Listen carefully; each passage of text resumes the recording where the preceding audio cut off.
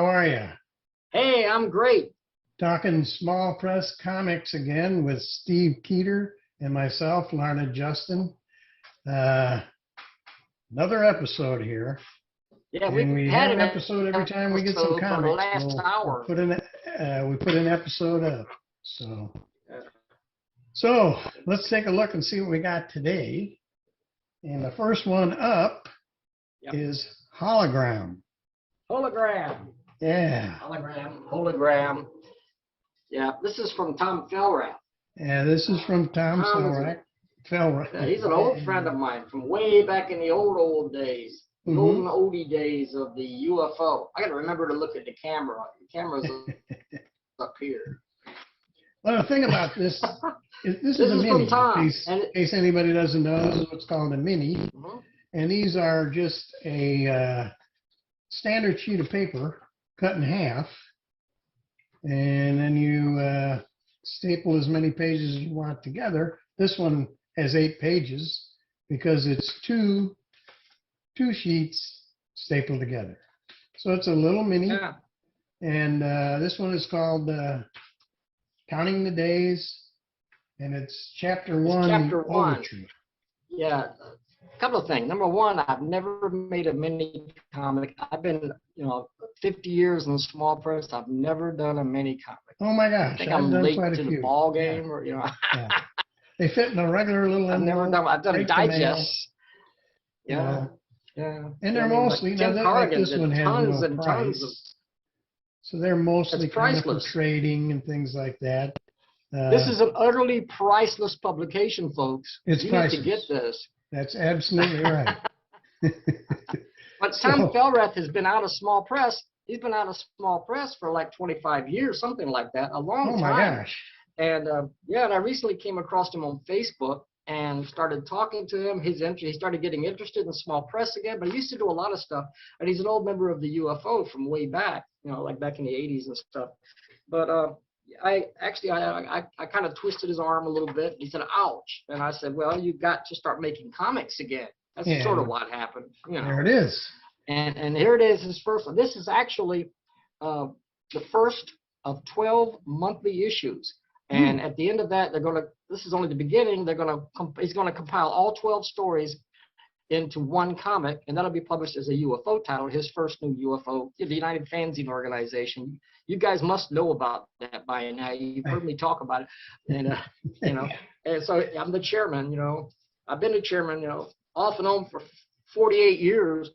But, Tom's going to put them all together. Anyway, what I want to in the meantime, a little bit about this without giving it too much away. The interesting thing is it counts the days. So it starts July 1st, 1988, which is 12,236 days ago. Yeah. And what happens here? A different date. Yeah, and right in the first page, I'll just tell you this: a device explodes. I become transparent. He becomes a hologram. Yeah, and he's able to change size too. Here he is on top of a one-celled beast. Somebody's looking through a microscope. So small that he can ride what he calls a tardigrade. Yeah. I don't know what a tardigrade is, but he's riding it. I think that's the one-celled beast. That must be. But this goes like a paramecium. He counts the days down to what he says is today, which is December 31st, 2021. So and how did he do that? How did he calculate these? So many days ago was this this time in the year 1990, October 12th, was exactly 11,403 days ago. Here's the thing. Who's going to check him on that? Nobody. So you just believe it. Tom. Yeah. He's a mathematical genius. Yeah. And this is a great little comic. It's a great little comic. No price. I would send him like $1.50 or something. We'll have his contact information in the description, so contact him. Sure. All right, so next up, we have the opposite, a great big comic book, which is printed on legal size paper. So the paper is, that big. So this is the opposite of the mini. There's a mini, little bitty one. Yeah. And here's the biggest one you can probably For contrast, yeah. You get it? Little and big. Yes. This one's big. This is by big. Guy This is like Sesame Street, you know? This is the big one, and this is the little one. There you go. What just So, fell? anyway, Just fell in this room. before we get too silly, this is Action Hero Adventures. Yep. And this is by Guy Sparkman. He wrote it, Mm-hmm. but the artist is your friend.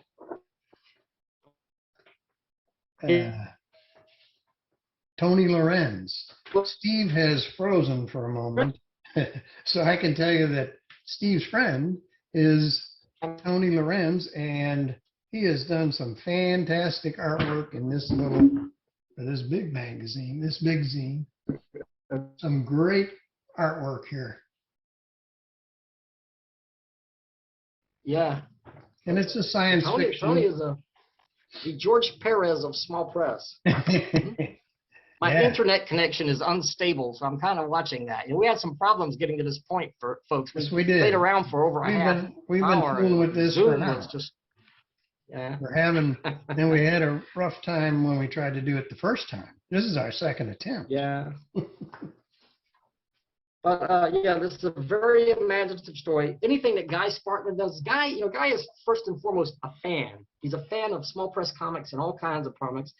And when he does something, he does it out of love for the medium. And this is an exciting comic with a lot of heart and soul in it. It has to deal with a race of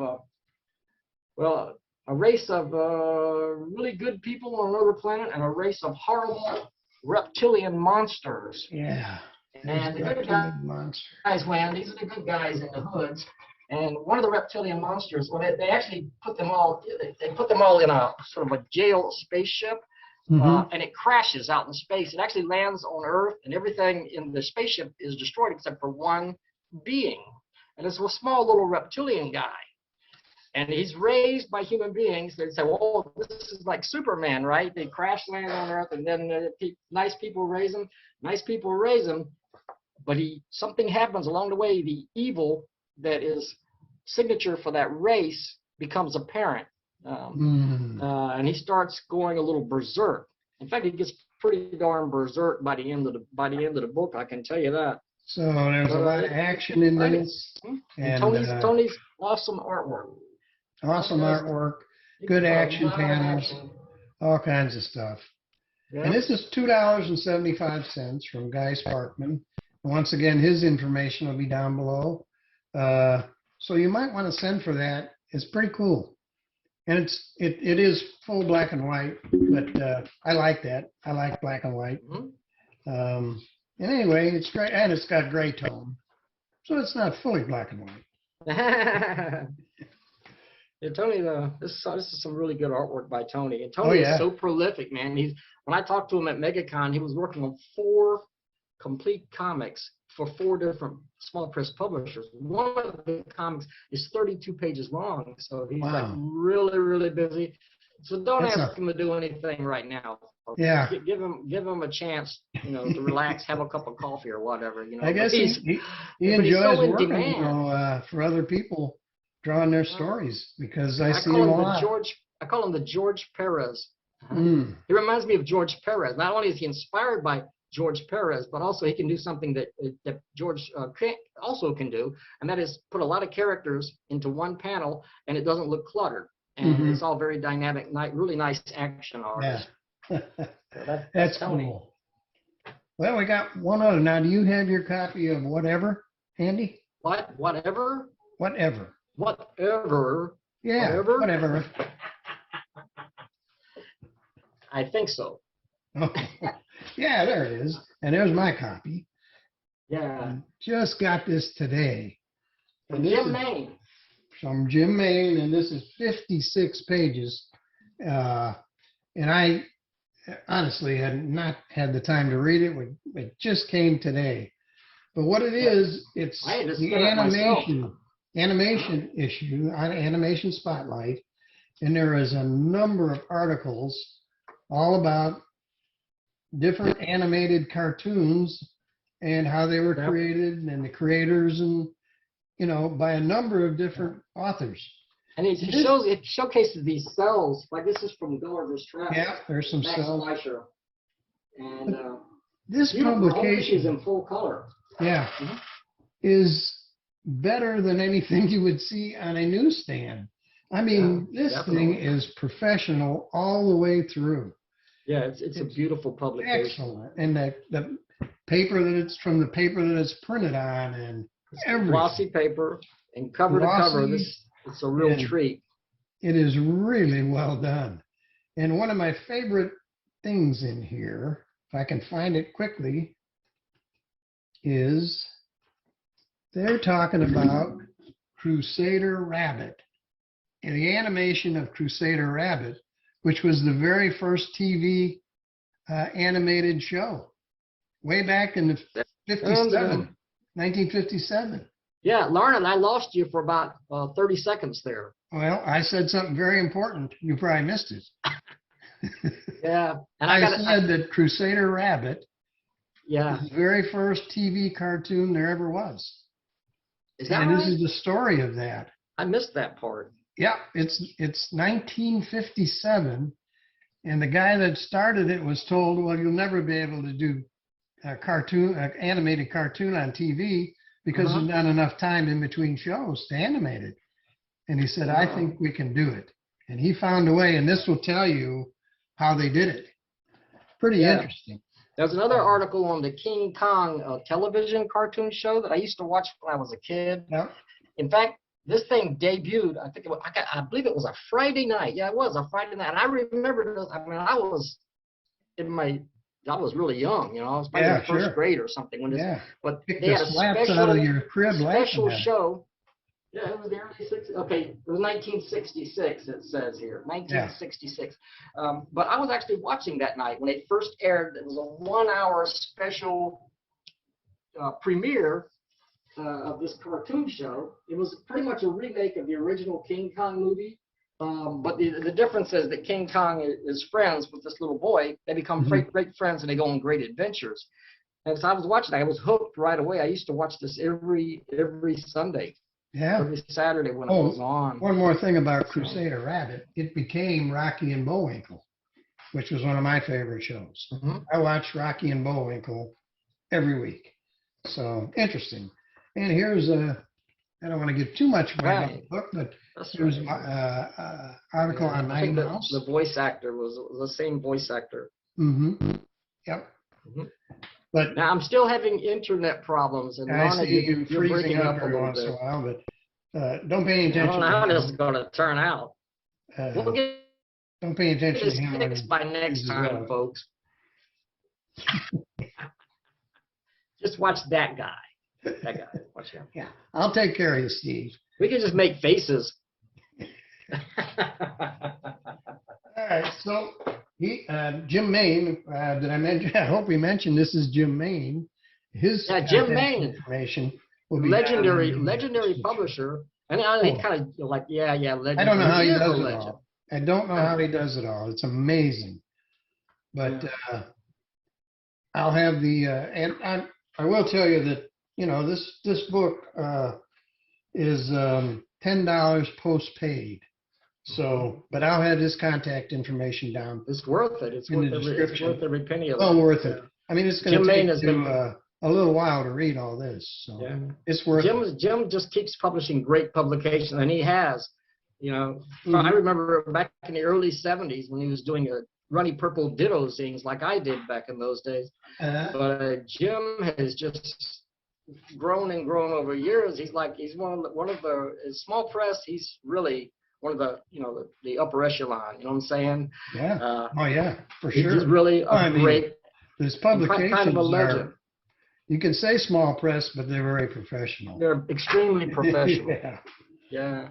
It didn't start out that way, Jim. I got an old copy of Posette from way back, but it. You grew. Did you have Gallery? Did he send you Gallery? I do have that one. That's the Steve Shipley issue, right? Yes. I don't have it with me right now. Okay, we can look at it at this one. It's over. I'm moving into a new house, I'm moving into a new house, and I left it over there. I've moved most of my small press stuff is there. But I do know it's a beautiful publication. Well, that's the thing. It's a gallery, all right. Legend. It's all Steve Shipley artwork. And I mean, beautiful. Gorgeous, cover to cover. I like that Adam West Batman that you're showing off there. That looks. Look at that. That looks like Adam West. Now, some of these are digitally colored. Some of these are watercolors. I don't know if there's any acrylics in here, but I know that Steve does all that. He does acrylics. He does. Yeah, he's a great artist. He's an old friend. And here's a kind of and he did work for me. Watercolory looking. If you look at the tiger, you can see that's watercolor and beautifully done. Yeah, that looks a little scary. This is 23 pages of speaking of Steve's artwork. Very cool. Yeah, this is $5.75 post paid, full color, well worth it. And like I say, Jim Main is his publications. You can't go wrong. They're absolutely excellent. Just excellent. So anyway, that's those. You're froze. Are you froze or you're just not moving? Okay, you're moving. I'm moving. Okay. We talked about this before. This is something that Larned published back in 2006. 19th Century Detective, The Gray Bridge Terror, starring Lane Brain. And this is a few years ago, but Larned finally sent me a copy. He just figured, I've sent Steve everything. I'm going to send him this too. I ought to get some publicity since I published it in 2006 and nobody knew about it. So I figure I'll send it to Steve and he can talk about it. We have this detective. He's Lane Brain. He's sort of a Sherlock Holmes type figure. Kind of. Only he has a problem with insomnia. He can't sleep. He has and when he does go to sleep, there's an insane serial killer in a morgue, and that guy, when the detective goes to sleep, he somehow channels Lane Brain. Anyway, the guy in the morgue comes alive and goes out committing murders. And so and Lane Brain really wants to sleep, but when he wakes up, he doesn't remember that went on while he wasn't really sleeping, but he has no idea what happened, so he has to figure out who the murderer is. It's a brilliant story. Really knows who the murderer is. One of the few non-comedic things that Larned has done, and look at his artwork. Didn't Tim Corrigan do this? Tim Corrigan did the inks. I did the pencils and the story. And the inks are beautiful. Well, the pencils look like they're beautiful too. This is great work. Yeah. So, I like the full pages. Yeah, Tim outdid himself here with the inks. And I read the first issue. I didn't get to read the second, not yet. But I had a long day at work today. This is the second issue. But it looks every bit as exciting. Same characters, although it features a different character. They're all in it. Lane Brain is in it, but it features his friend John Leesburg. And they're all, Leesburg is a professor at College of Criminology. So Scotland Yard calls on all these people to help them with certain, specific crimes that are different. So that's the idea. Great cast here. And like this one I more did. Of these. Huh? Anyway, this one I did both. I'd like to see more of these. I'm thinking about another one. Since it's been 2006, it's maybe time for another one.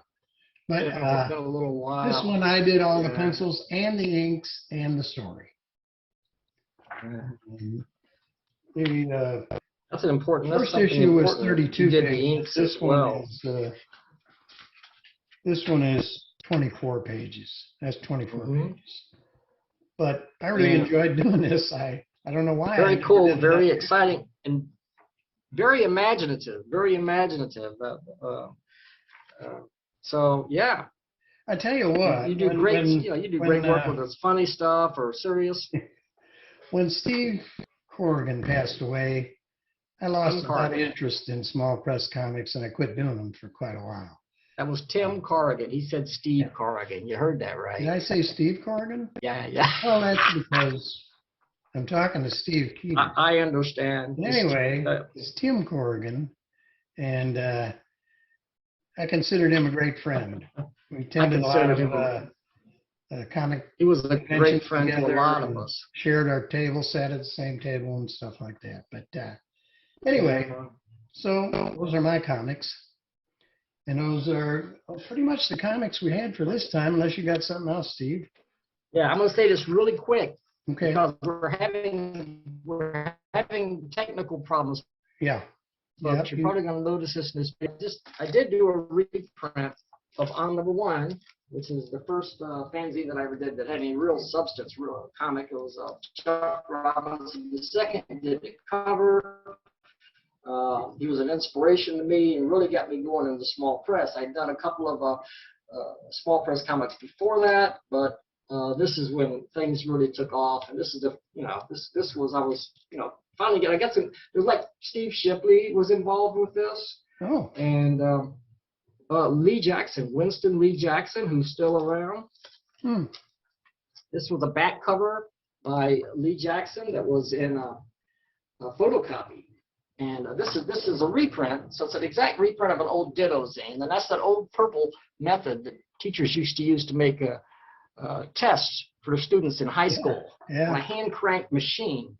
But it's an exact reprint, and this is Steve Shipley's artwork. And then I inked this, but this is back in 1973. And you told me you were of Nightman also 13 years old when you did that.